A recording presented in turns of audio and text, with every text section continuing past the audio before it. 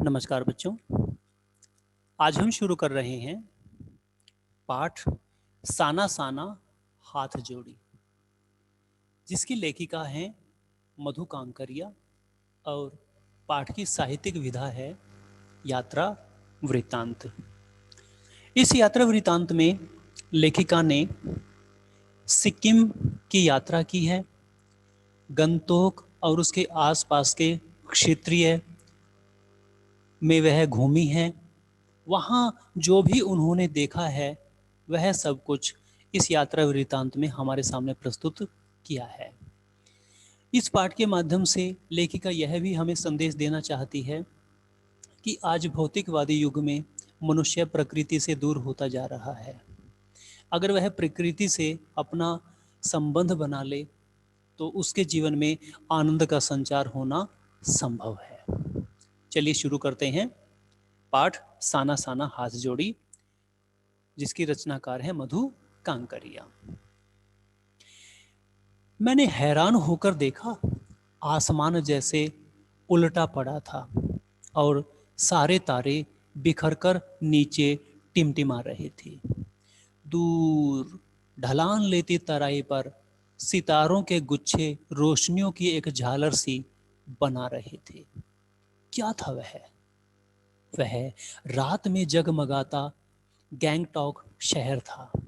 इतिहास और वर्तमान के संधि स्थल पर खड़ा मेहनत कश बादशाहों का वह एक ऐसा शहर था जिसका सब कुछ सुंदर था, सुबह शाम रात। लेखिका सिक्किम की राजधानी गंगटोक शहर में उपस्थित हैं। रात का समय है। वह अपने घर से बाहर निकलकर जहाँ पर वह रुकी हुई थी प्राकृतिक सुंदरता को देख रही हैं। तो ढलाई पर जो दूर दूर तक उनको मकान दिखाई दे रहे हैं उनमें रोशनी टिमटिमा रही है। रोशनी के गुच्छे से दिखाई दे रहे हैं जैसे किसी ने एक पंक्ति में कोई झालर बना दी हो। लेखिका कहती है, यह बहुत ही सुंदर शहर गंगटोक शहर का सुंदर दृश्य है। यह ऐसा शहर है जो इतिहास और वर्तमान को जोड़ने वाला शहर है। अर्थात इतिहास में जिसका जिक्र मिलता है और वर्तमान में भी जिसका एक अनूठा संगम बना हुआ है। यहाँ के लोग मेहनत कश है जो बादशाहों के समान जीवन जीते हैं। ये ऐसा शहर है जो आप सुबह में देखिए, शाम को देखिए या रात में देखिए, यह बहुत ही सुंदर दिखाई देता है। और वह रहस्यमयी सितारों भरी रात मुझ में सम्मोहन जगा रही थी, कुछ इस कदर कि उन जादू भरे क्षणों में मेरा सब कुछ स्थगित था, अर्थहीन था। मैं, मेरी चेतना, मेरा आसपास। लेखिका आगे बताती हैं कि रात का यह प्राकृतिक सौंदर्य मेरे ऊपर जैसे जादू कर रहा था और जैसे मैं अपना सब कुछ आसपास भूलकर उसी में डूब गई थी, खो गई थी। मेरी चेतना, मेरा आसपास, मुझे कुछ भी नजर नहीं आ रहा था। बस मुझे प्रकृति की यह सुंदरता ही दिखाई दे रही थी। मेरे भीतर बाहर सिर्फ शून्य था और थी अतीन्द्रियता में डूबी रोशनी की वह जादुई झालर। जैसे हम भगवान के मंदिर में जाने के बाद सब कुछ भूल जाते हैं, हमारा मन शांत हो जाता है, शून्य हो जाता है। अतीन्द्रियता इंद्रियों से परे, अर्थात हमारी इंद्रियां काम करना बंद कर देती है, अर्थात हमारे मन से लोभ लालच, आंखों से देखना, कानों से बुरी बात सुनना, वो सब कुछ समाप्त हो जाते हैं। ऐसा ही प्राकृतिक सौंदर्य को देखकर लेखिका के साथ हुआ था। ऐसी अनुभूति हो रही थी जैसे वो किसी देवता के सामने मंदिर में खड़ी हों और उसको सब कुछ शांत पवित्र महसूस हो रहा था। धीरे धीरे एक उजास, उजास क्या होता है? उजाला, प्रकाश, रोशनी उस शून्य से फूटने लगा। एक प्रार्थना होंठों को छूने लगी। साना साना हाथ जोड़ी गर्दहु प्रार्थना, हामरो जीवन तिम्रो कौशैली। अर्थात छोटे छोटे हाथ जोड़कर प्रार्थना कर रही हूँ कि मेरा सारा जीवन अच्छाइयों को समर्पित हो। अर्थात उस प्रकृति की सुंदरता को देखकर लेखिका के मन में शांत भाव, पवित्रता का भाव अपने आप ही उत्पन्न हो गया और उसके होंठों पर अपने आप ही प्रार्थना आ गई। जैसे भगवान के मंदिर में जाने के बाद अपने आप ही मनुष्य का मन शांत हो जाता है, पवित्र हो जाता है, भक्ति भाव में डूब जाता है। आज सुबह की प्रार्थना के ये बोल मैंने एक नेपाली युवती से सीखे थे। लेखिका बताती हैं कि सवेरे मुझे एक नेपाली युवती मिली थी, वह इस प्रार्थना को गा रही थी। मैंने ये वाक्य वहीं से सीखा था, जाना था। सुबह हमें यूमथांग के लिए निकल पड़ना था, पर आंख खुलते ही मैं बालकनी की तरफ भागी। यहाँ के लोगों ने बताया था कि यदि मौसम साफ हो तो बालकनी से भी कंचनजंगा दिखाई देती है। हिमालय की तीसरी सबसे बड़ी चोटी कंचनजंगा। लेखिका जब यहाँ पर आई थी तब यहाँ के स्थानीय लोगों ने उनको बताया था कि कंचनजंगा चोटी यहाँ से बहुत दूर है, लेकिन अगर मौसम साफ हो तो वह अपनी ऊंचाई के कारण यहाँ से साफ साफ दिखाई दे जाती है। इसलिए सवेरे आंख खुलते ही लेखिका अपनी बालकनी में आ जाती है कंचनजंगा चोटी को देखने के लिए।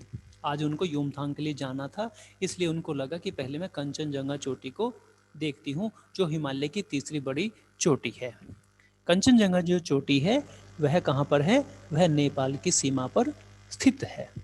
इस चोटी को विश्व की तीसरी पर्वत चोटी माना जाता है, अर्थात हिमालय श्रेणी की यह तीसरी सबसे ऊंची चोटी मानी गई है, जिसकी ऊंचाई है 8,586 मीटर। यह सिक्किम प्रदेश के उत्तर पश्चिम में स्थित है। अब सिक्किम के जो लोग हैं, जो इसका स्थानीय अर्थ है, अर्थात कंचनजंगा का स्थानीय अर्थ क्या है? विशाल हिम की 5 निधियां। अर्थात उसके स्थानीय लोग हैं, इसका अर्थ कंचनजंगा का क्या निकालते हैं? वो निकालते हैं कि विशाल हिम की 5 निधियां, इसका अर्थ वो निकालते हैं। तो उस चोटी को देखने के लिए लेखिका बाहर आती है, पर मौसम अच्छा होने के बावजूद आसमान हल्के हल्के बादलों से ढका था। पिछले वर्ष की ही तरह इस बार भी बादलों के कपाट ठाकुर जी के कपाट की तरह बंद ही रहे। जैसे भगवान के मंदिर के दरवाजे बंद हो जाते हैं, एक अपने समय पर ही खुलते हैं, ऐसे ही लेखिका आज उस चोटी को नहीं देख पा रही थी, क्योंकि मौसम साफ था, फिर भी हल्के हल्के बादलों की वजह से दूर की चीजें साफ दिखाई नहीं दे रही थी। कंचनजंगा न दिखनी थी न दिखी, पर सामने ही रकम रकम के रंग बिरंगे इतने सारे फूल दिखाई पड़े कि लगा फूलों के बाग में आ गई हूँ। रकम रकम क्या होता है? अनेक प्रकार के, तरह तरह के। लेखिका को कंचनजंगा दिखाई नहीं दे रही है, लेकिन जहाँ तक उनकी दृष्टि जा रही है उनको तरह तरह के रंग बिरंगे फूल दिखाई दे रहे हैं। उनको ऐसा प्रतीत हो रहा था, ऐसा आनंद महसूस हो रहा था, जैसे वो फूलों के बगीचे में खड़ी हुई है, बाग में खड़ी हुई है। अर्थात आनंद में कोई कमी उसके नहीं आई थी। बहरहाल खैर छोड़िए इन बातों को, जो भी हो, लेखिका बहुत कुछ लिखना चाहती थी। तो ये विराम चिन्ह जो लगाया गया है, 3 बिंदु जो लगाए हुए हैं, इसका मतलब है कि बहुत कुछ बातें और भी थी जो यहाँ लिखना संभव नहीं है। इन बातों को यहीं पर लेखिका छोड़कर अपनी बात आगे आरंभ कर रही है। गैंगटॉक से 149 किलोमीटर की दूरी पर युमथांग था, अर्थात उनको यहाँ से 149 किलोमीटर की दूरी और अभी तय करनी थी और ऊंचाई ऊपर उनको जाना था। युमथांग यानी घाटियाँ, सारे रास्ते हिमालय की गहनतम घाटियाँ और फूलों से लदी वादियाँ मिलेंगी आपको। ड्राइवर कम गाइड जितेंद्र नार्गे मुझे बता रहा था। क्या वहाँ बर्फ मिलेगी? मैं बचकाने उत्साह से पूछने लगती हूँ। जितेंद्र नार्गे कौन है? वह उनकी जीप को चलाने वाला ड्राइवर है, साथ ही वह गाइड का अर्थात मार्गदर्शन का काम भी उनका कर रहा है। जितेंद्र नारगे ही उनको बताते हैं कि यहाँ से 149 किलोमीटर की दूरी है युमथांग की, और जैसे हम वहाँ जाएंगे रास्ते में हमें हिमालय की बहुत गहरी गहरी घाटियाँ देखने को मिलेंगी, फूलों की बड़ी बड़ी वादियाँ हमें देखने को मिलेंगी।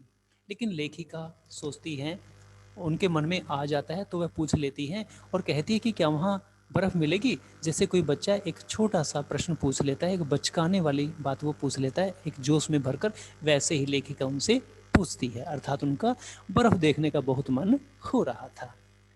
जितेंद्र नारगे कहते हैं चलिए तो, अर्थात आपको बर्फ़ भी वहाँ अवश्य ही दिखाई दे जाएगी। जगह जगह गदराए, गदराए क्या होता है, स्वस्थ शरीर वाले, सूखे हुए नहीं थे जो, पाइन और धूपी के खूबसूरत नुकीले पेड़ों का जायजा लेते हुए, उनकी जांच करते हुए, उनको देखते हुए हम पहाड़ी रास्तों पर आगे बढ़ने लगे कि एक जगह दिखाई दी, एक कतार में लगी सफेद सफेद बौद्ध पताखाएं, पताखाएं झंडे। लेखिका आगे बढ़ती हैं, रास्ते में उनको धूपी के, पाइन के खूबसूरत नुकीले पेड़ दिखाई देते हैं, और रास्ते में उनको बहुत सारे सफ़ेद रंग के झंडे दिखाई देते हैं, किसी ध्वज की तरह लहराती शांति और अहिंसा के प्रतीक ये पताकाएं, जिन पर मंत्र लिखे हुए थे। नारगे ने बताया यहाँ बुद्ध की बड़ी मान्यता है, अर्थात महात्मा बुद्ध के धर्म को स्वीकार करने वाले यहाँ बहुत अधिक लोग रहते हैं, उनकी बहुत बड़ी मान्यता यहाँ पर है। किनकी? महात्मा बुद्ध की, उनके आचरण की, उनके संस्कारों की। जब भी किसी बुद्धिस्ट की मृत्यु होती है, उसकी आत्मा की शांति के लिए शहर से दूर किसी भी पवित्र स्थान पर 108 श्वेत पताकाएं फहरा दी जाती हैं। तब जितेंद्र नारगे उनको बताते हैं कि जब किसी बुद्धिस्ट की मृत्यु हो जाती है, अर्थात बौद्ध धर्म को मानने वाले व्यक्ति की मृत्यु हो जाती है, तब उनकी आत्मा की शांति के लिए शहर से या उस गांव से दूर एकांत स्थान पर, पवित्र स्थान पर 108 सफ़ेद रंग के झंडों को लहरा दिया जाता है, उनके ऊपर मंत्र भी लिख दिए जाते हैं। नहीं, इन्हें उतारा नहीं जाता है, ये धीरे धीरे अपने आप ही नष्ट हो जाती हैं। और वो जितेंद्र नारगे क्या बताते हैं, अर्थात लेखिका ने उनसे पूछा होगा कि फिर ये इतने जो झंडे लहराते हैं तो बाद में ये कहाँ जाते हैं, कैसा क्या इनका होता है। तब जितेंद्र नारगे उनको बताते हैं कि इनको कोई उतारता नहीं है, समय के साथ साथ ये धीरे धीरे अपने आप ही नष्ट हो जाती हैं।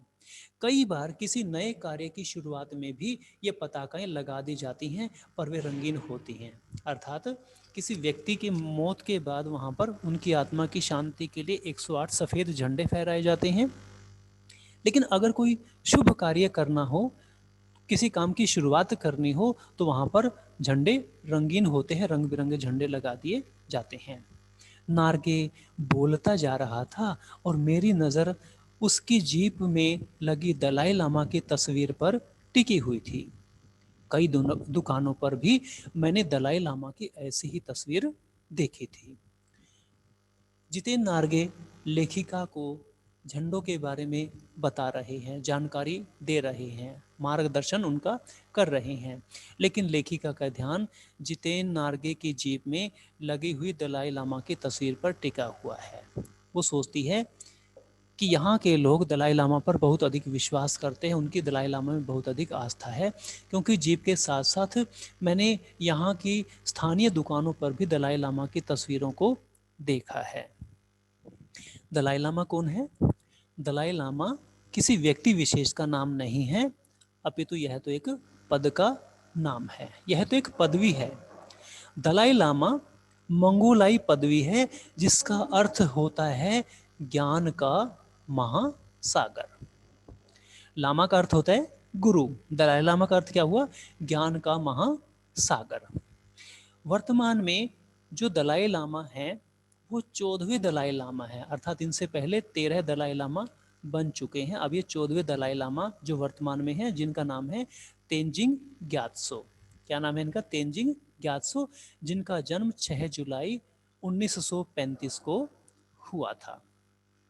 ऐसा माना जाता है कि जो दलाई लामा के वंशज होते हैं वे करुणा के और बुद्ध के गुणों के साक्षात रूप माने जाते हैं। अर्थात दलाई लामा के जो संतान होती है, जो उनके वंशज होते हैं, उनके अंदर महात्मा बुद्ध वाले गुण होते हैं सभी, और वो दूसरों पर हमेशा दया ही दिखाते हैं।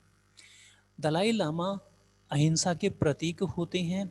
यही कारण है कि वो जहाँ पर भी जाते हैं अपना अहिंसा का प्रचार और बौद्ध धर्म का प्रचार सब देशों में जाकर करते रहते हैं।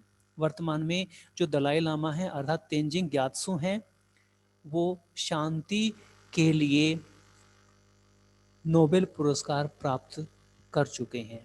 उनको 1989 में शांति का नोबेल पुरस्कार मिला था। यही नहीं, 60 से अधिक यूनिवर्सिटीज़ ने, विश्वविद्यालयों ने उनको मानद उपाधियां प्रदान कर रखी हैं। 50 से अधिक पुस्तकें वो लिख चुके हैं। तो उन दलाई लामा की तस्वीर जितेन नार्गे ने अपनी जीप में लगा रखी है। स्थानीय लोग उनको भगवान के समान पूजते हैं। तो यही लेखिका को सीखने को यहाँ पर मिला है, आज देखने को मिला है। हिचकोले खाती हमारी जीप थोड़ी और आगे बढ़ी। अपनी लुभावनी हंसी बिखेरते हुए जितेन बताने लगा, इस जगह का नाम है कवि लॉन्गस्टॉक। यहाँ गाइड फिल्म की शूटिंग हुई थी। तिब्बत के चीस खे बमसन ने लेपचाओं के शोमेन से कुंजतेक के साथ संधि पत्र पर यही हस्ताक्षर किए थे। एक पत्थर यहाँ स्मारक के रूप में भी है। लेखिका लिखती हैं कि लेपचा और भूटिया है वो सिक्किम की स्थानीय जातियां हैं जिनमें लंबे समय से झगड़ा चला हुआ था आपस में, और यहीं पर उनकी शांति वार्ता हुई थी, बातचीत हुई थी। जितेन नार्गे उनको आगे बताते हैं कि एक स्थान पर जाते जाते उनको बताते हैं कि यह जो स्थान है जहाँ से हम गुजर रहे हैं इसका नाम है कवि लॉन्गस्टॉक।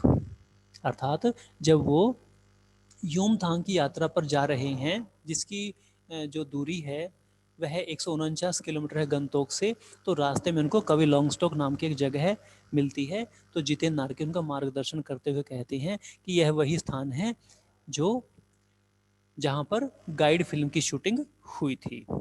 गाइड फिल्म जो है वह अंग्रेजी नॉवलिस्ट आर के नारायणन के नोवेल अर्थात उपन्यास द गाइड पर आधारित मूवी है, फिल्म है, जो 6 फरवरी 1965 को रिलीज हुई थी।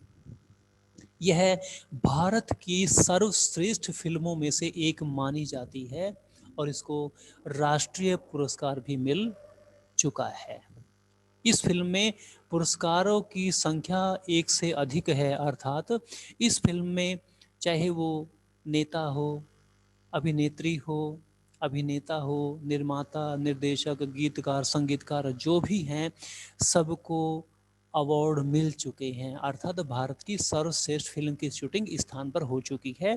जितेन नार्गे लेखिका और उनके साथियों को बताते हैं। साथ ही वो बताते हैं कि यह वही स्थान है जहाँ पर लेपचा और भूटिया नाम की सिक्किमी दो जातियाँ रहती थी और उनमें आपस में कई सालों से झगड़ा चला हुआ था, और यहीं पर तिब्बत के चीस खे बमसन नाम के आदमी ने दोनों में संधि करवाई थी, उनका झगड़े को शांत करवाया था। उन्हीं रास्तों पर मैंने देखा एक कुटिया के भीतर घूमता चक्र। यह है क्या? लेखिका पूछती है यह क्या है? नार्गे कहने लगा, मैडम यह धर्म चक्र है, प्रेयर व्हील। इसको घुमाने से सारे पाप धुल जाते हैं। क्या? लेखिका को ऐसा सुनकर हैरानी होती है। चाहे मैदान हो या पहाड़, तमाम वैज्ञानिक प्रगतियों के बावजूद इस देश की आत्मा एक जैसी। लोगों की आस्थाएं, विश्वास, अंधविश्वास, पाप पुण्य की अवधारणाएं और कल्पनाएं एक जैसी। सामने कुटिया में एक घूमते हुए चक्र को देखकर लेखिका उत्सुक हो जाती हैं। तो जितेन नार्गे को बताते हैं इसको हम यहाँ धर्म चक्र कहते हैं, प्रेयर व्हील कहते हैं। अगर हम इसको घुमाते हैं तो हमारे सारे पाप धुल जाते हैं, सारे पाप नष्ट हो जाते हैं। तब लेखिका को आश्चर्य होता है। अर्थात हमारा देश बहुत बड़ा है, लेकिन फिर भी इसमें एकता है। भले ही संसार ने, हमारे देश ने वैज्ञानिक प्रगति कर ली हो, लेकिन फिर भी हमारे लोगों की आस्थाएं हैं, विश्वास है, अंधविश्वास है, पाप पुण्य की जो सोच है, हमारी जो कल्पनाएं हैं, वो पूरे भारत की कहीं ना कहीं आपस में मेल खाती है। अर्थात जैसे दूसरे स्थानों पर या दूसरे राज्यों में भी हम ऐसी कल्पनाएं कर लेते हैं, हमारी ऐसी मान्यता होती है कि ये काम करने से पाप धुल जाते हैं, यह काम करने से पाप लगता है, हमें यह काम करने से पुण्य मिलता है। तो यही विश्वास लेखिका को सिक्किम और उसके आसपास के क्षेत्र में भी देखने को मिल रहा है। अर्थात उनको लगा कि भारत इन मान्यताओं के माध्यम से भी आपस में एक सूत्र में बंधा हुआ है। रफ्ता रफ्ता, धीरे धीरे हम ऊंचाइयों की ओर बढ़ने लगे। बाजार, लोग और बस्तियां पीछे छूटने लगे। अर्थात धीरे धीरे उनकी जीप थी, क्योंकि पहाड़ी इलाका है, चढ़ाई मुश्किल होती है, तो जीप उनकी धीरे धीरे आगे बढ़ रही है। रास्ते भी संकरे हैं, तंग हैं, तो आगे आगे रास्ते उनके बढ़ रहे हैं। तो जो बाजार थे, लोग थे, बस्तियां थी, वो पीछे छूटने लग गए थे अब उनके। अब परिदृश्य, परिदृश्य क्या होता है? चारों तरफ का जो सीन था, दृश्य था। अब परिदृश्य से चलते चलते स्वेटर बुनती नेपाली युवतियां और पीठ पर भारी भरकम कार्टून ढोते बोने से दिखते बहादुर नेपाली ओझल हो रहे थे। अर्थात नेपाली युवतियां जो स्वेटर बुनते हुए चलती जा रही थी अपने रास्तों पर, या जो छोटे कद वाले नेपाली युवक थे जो अपनी पीठ पर सामान लाद कर जा रहे थे, अब वो धीरे धीरे ओझल हो रहे थे, क्योंकि अब वो शहर से आगे जा चुके थे, नगर से दूर निकल चुके थे। अब नीचे देखने पर घाटियों में ताश के घरों की तरह पेड़ पौधों के बीच छोटे छोटे घर दिखाई दे रहे थे। अर्थात जब वो पास में थे तो वो घर उनको बहुत बड़े बड़े दिखाई दे रहे थे, लेकिन जैसे ताश के पत्तों का छोटा सा घर होता है, ऐसे ही ऊंचाई से और दूरी से उनको वो बड़े बड़े मकान अब छोटे छोटे दिखाई दे रहे थे। हिमालय भी अब छोटी छोटी पहाड़ियों के रूप में नहीं, वरन अपितु बल्कि अपने विराट रूप एवं वैभव के साथ सामने आने वाला था। अर्थात अब जो छोटी छोटी पहाड़ियां थी, अब हम उनको छोड़कर बहुत ऊंचाई पर जा रहे थे, जहां हमें ऊंची ऊंची पहाड़ियों से मिलना था, उनको देखना था। और हिमालय पर्वत अपने विराट रूप में, बहुत बड़े रूप में, अपनी समृद्धि के रूप में हमारे सामने आने वाला था। न जाने कितने दर्शकों, यात्रियों और तीर्थानियों, तीर्थानी क्या होते हैं? जो तीर्थों का भ्रमण करते हैं, धार्मिक स्थानों पर यात्राएं करते हैं, का काम्य, कामना करने वाला हिमालय। अर्थात यह हिमालय पर्वत इतना सुंदर है कि दर्शक हो, यात्री हो, चाहे तीर्थ यात्री हो, सभी इसकी कामना करते हैं, इस पर आने की इच्छा करते हैं। पल पल परिवर्तित हिमालय। अर्थात लेखिका जैसे जैसे आगे बढ़ रही थी, हिमालय की सुंदरता उनको बदलती हुई दिखाई दे रही थी। एक जैसी सुंदरता नहीं थी जैसी उनको अन्य स्थानों पर, नगरों में दिखाई देती थी। एक ही तरह के मकान होते थे, एक ही तरह के आकार प्रकार होते थे, वैसा यहाँ पर दिखाई नहीं दे रहा था। और देखते देखते रास्ते वीरान, संकरे, वीरान होते हैं सुनसान, जहां पर कोई नहीं होता है, संकरे तंग होते हैं रास्ते जो, और जलेबी की तरह घुमावदार होने लगे थे।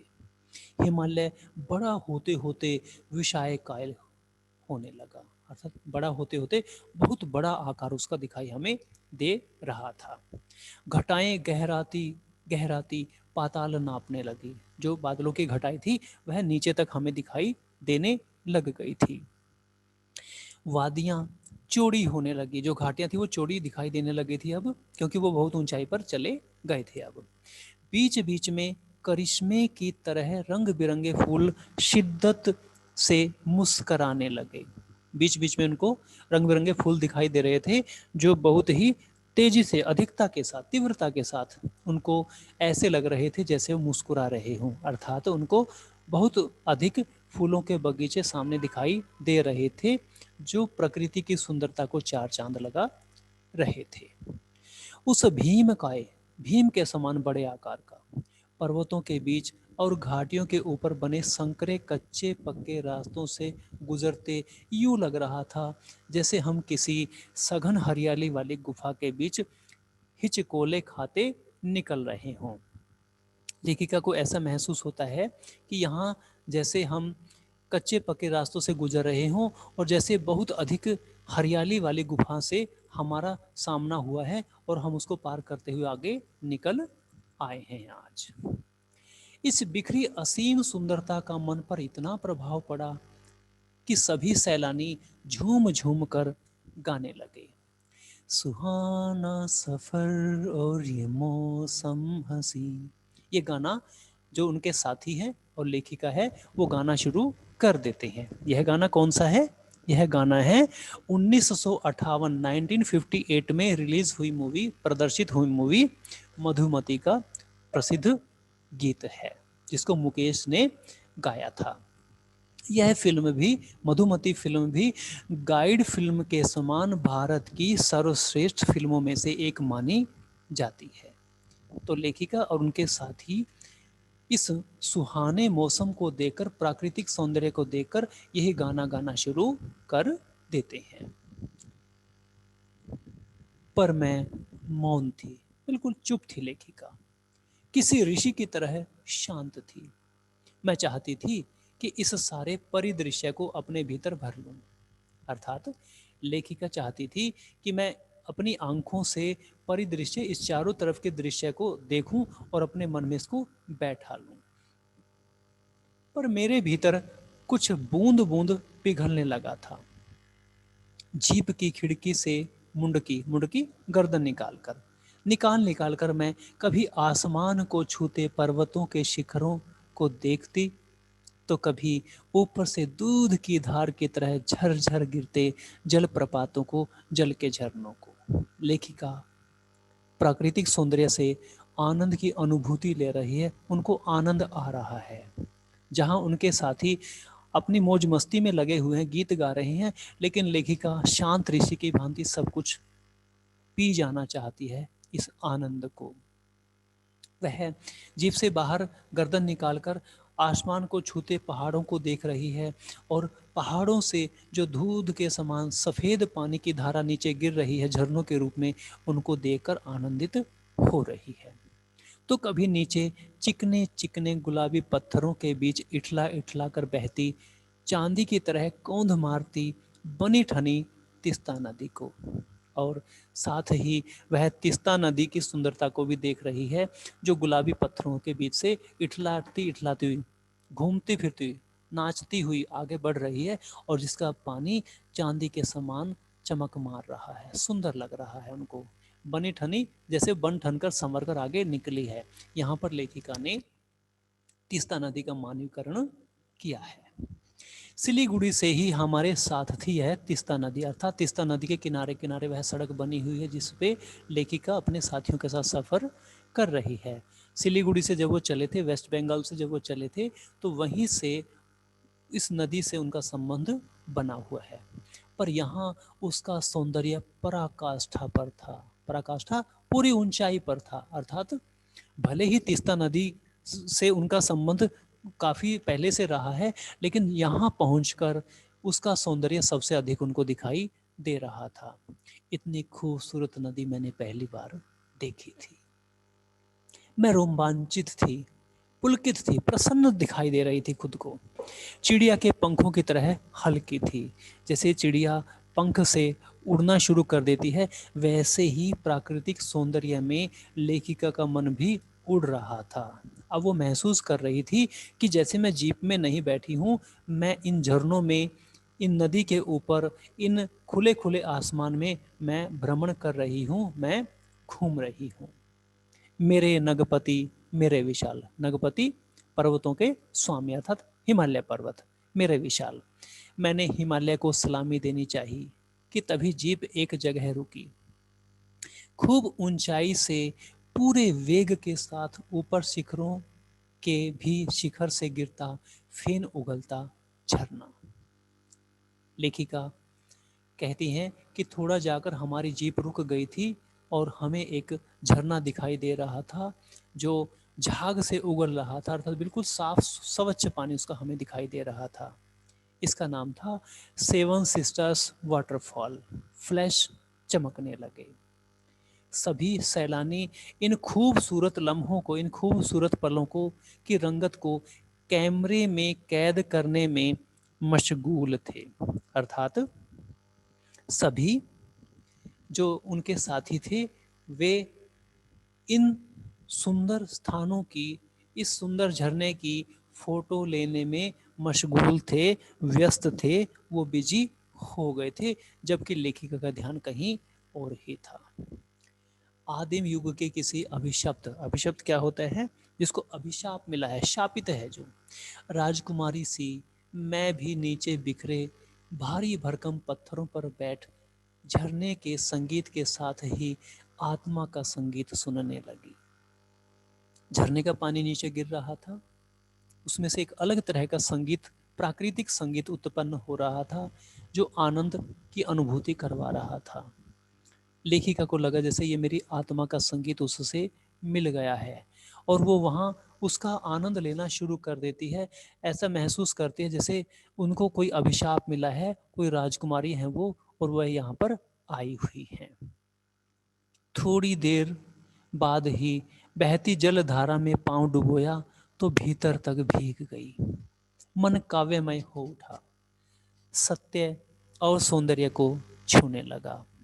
लेखिका ने उस झरने के पानी में पैर डुबोया तो अंदर तक आनंद की अनुभूति हुई, जैसे आत्मा तक उसकी भीग गई हो।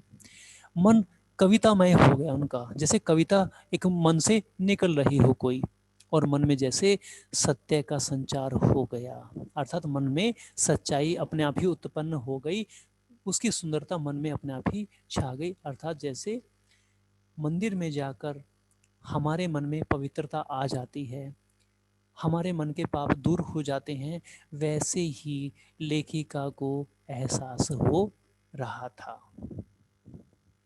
जीवन की अनंतता का प्रतीक वह झरना, उन अद्भुत अनूठे क्षणों में मुझ में जीवन की शक्ति का एहसास हो रहा था। लेखिका मानती हैं कि यह झरना जैसे जीवन की अनंतता का प्रतीक है, अर्थात जीवन हमारा अनंत होता है, जैसे झरना लगातार बहता रहता है वैसे ही हमारा जीवन भी लगातार आगे बढ़ता रहता है, यह उसी का प्रतीक है। उन अद्भुत अनूठे क्षणों में मुझ में जीवन की शक्ति का एहसास हो रहा था। इस कदर प्रतीत हुआ जैसे मैं स्वयं भी देश और काल के सरहदों से दूर बहती धारा बन बहने लगी हूँ। ऐसा लग रहा था जैसे मेरे मन से सारे भेदभाव समाप्त हो गए हों, मैं किस देश की हूँ, कहाँ की रहने वाली हूँ, मेरी सीमा कहाँ तक है, मेरी देश की सरहद कहाँ तक है, वो सब कुछ जैसे मेरे मन से समाप्त हो गई हो। मुझे लगा कि जैसे संसार ही एक हो गया है, मेरे सामने सिमट कर छोटा हो गया है। भीतर की सारी तामसिकताएं, तामसिकता क्या होती है, जो कुटिलताएं होती है, बुराइयां होती है हमारी, और दुष्ट वासनाएं जो हमारी बुरी इच्छाएं मन में होती हैं, इस निर्मल धारा में बह गई, अर्थात मेरा मन यहाँ पवित्र हो गया। मन हुआ कि अनंत समय तक ऐसे ही बहती रहूं, सुनती रहूं इस झरने की पुकार को। मन ऐसा हो रहा था जैसे मैं लंबे समय तक, अनंत काल तक यहीं पर बैठी रहूं, उसी झरने की सुंदरता को, इसकी आवाज़ को ऐसे ही महसूस करते रहूं। पर जितेंद्र मुझे ठेलने लगा, जैसे धक्का दे रहा हो। आगे इससे भी सुंदर नज़ारे मिलेंगे। जितेंद्र नार्गिस को बताते हैं कि ये तो कुछ भी नहीं है, आगे जब हम जाएंगे तो हमें और भी अधिक सुंदर दृश्य देखने को मिलेंगे। अब हम आगे चलते हैं। अनमने सी मैं उठी, लेखिका कहती हैं, मेरा उठने का मन नहीं था लेकिन जाना जरूरी था, इसलिए बिना मन के मैं वहां से चलने के लिए तैयार हो गई। थोड़ी देर बाद ही फिर वही नज़ारे, वही दृश्य, आंखों और आत्मा को सुख देने वाले। कहीं चटक गहरे हरे रंग का मोटा कालीन ओढ़े तो कहीं हल्का पीलापन लिए, अर्थात कहीं पर तो प्रकृति हरी भरी दिखाई दे रही थी, कहीं हल्के पीले रंग की उनको दिखाई पड़ रही थी, तो कहीं पलस्तर उखड़ी दीवार की तरह पथरीला, और देखते ही देखते परिदृश्य में सब छूमंतर, और कहीं जैसे दीवार से पपड़ी उखड़ जाती है, पथरीला सा सब कुछ दिखाई देता है, अर्थात बिना पेड़ पौधों वाले पहाड़ भी उनको दिखाई दे रहे थे कहीं कहीं पर। और अचानक सारा परिदृश्य, सारा जो बाहर का दृश्य था, सीन था चारों तरफ का, वह गायब हो गया, अदृश्य हो गया। जैसे किसी ने जादू की छड़ी घुमा दी हो, जैसे किसी ने जादू करके उसको गायब कर दिया हो। सब पर बादलों की एक मोटी चादर, सब कुछ बादलमय, अर्थात अचानक वहाँ पर बादल छा गए और उन्होंने इस प्राकृतिक सौंदर्य को ढक लिया, दिखना सब कुछ बंद